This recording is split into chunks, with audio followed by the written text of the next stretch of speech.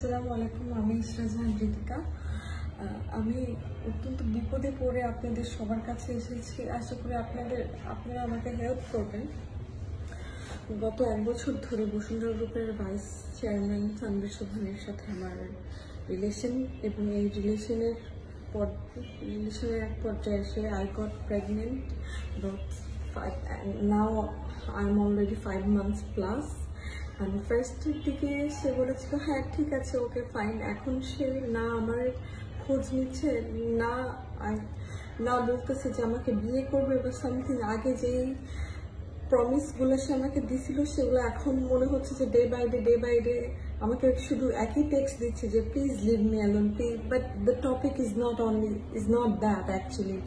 Last night when I called him as usual as his girlfriend, that to what are you up to, আপনি কি করতেছেন, আমি হুট করে ভিডিও কলে একটা মেয়েকে অর্ধনগ্ন অবস্থায়, ব্রা পরা, নিচেরটা ছিল না, তার সোফা রুমে শুয়ে থাকতে দেখি, এবং তার নিচের পার্টটা ছিল না। So they were having sex. I was screaming and চিল্লাতে আমার বাসা যেহেতু বসুন্ধরাতে, তার বাসা হচ্ছে I block Japan street road JBS এর লিফটের টাওয়ারে।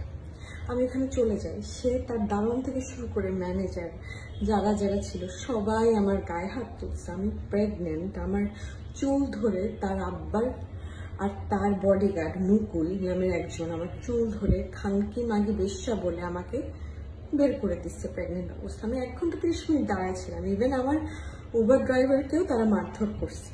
তারপর আমি যখন উপরে ওঠার পর আমাকে 1 ঘন্টা 30 মিনিট পর সে উপরে উঠতে দেয়। অনেক কষ্টের পর সে মেয়েটাকে নিচে দাঁড় করায় রাখে। তারপর আমাকে মারধর করে পাঠায় দেয়। দেন আবার আমি যাই না, আমি আবার যখন ঢুকি, তারপর আমাকে তার কাজের লোক সুবীর আর একরাম মারতে থাকে। একদিকে সুবীর নামে কাজের লোকটা মারতে থাকে, আরেকদিকে একরাম নামে তার কাজের লোক। সে বলে ভিডিও কর, এই বাড়িতে আমার লাইফে আর চাই না, ভিডিও কর। আমি তার বাচ্চার মা, আমি ক্যারিং হিজ চাইল্ড। সে আমার পেটে লাথি দেয়। সে আমাকে ইভেন এই যে আমার হাতে অনেকগুলো মার, আমার পুরো শরীরে আমাকে লাথি দিতে।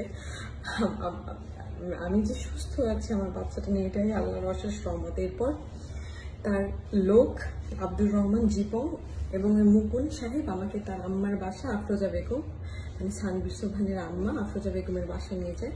উনি আমাকে থ্রেট করে, উনি আমাকে মারে। উনি বলছে আমাকে চুল কেটে দিবে, বলে খানকি মাগি ঢাকা শহরে বেশ্যামি করতে আসিস। ওইদিকে তার ছেলের সাথে আমার এভাবে তার ছেলের সাথে আমার ফ্রেন্ড পরিচয় হয়েছে একটা ফ্রেন্ডের মাধ্যমে, হাই হ্যালো ওইভাবে পরিচয় হয়েছে। আমি তো জানতাম না যে তার ছেলে এরকম।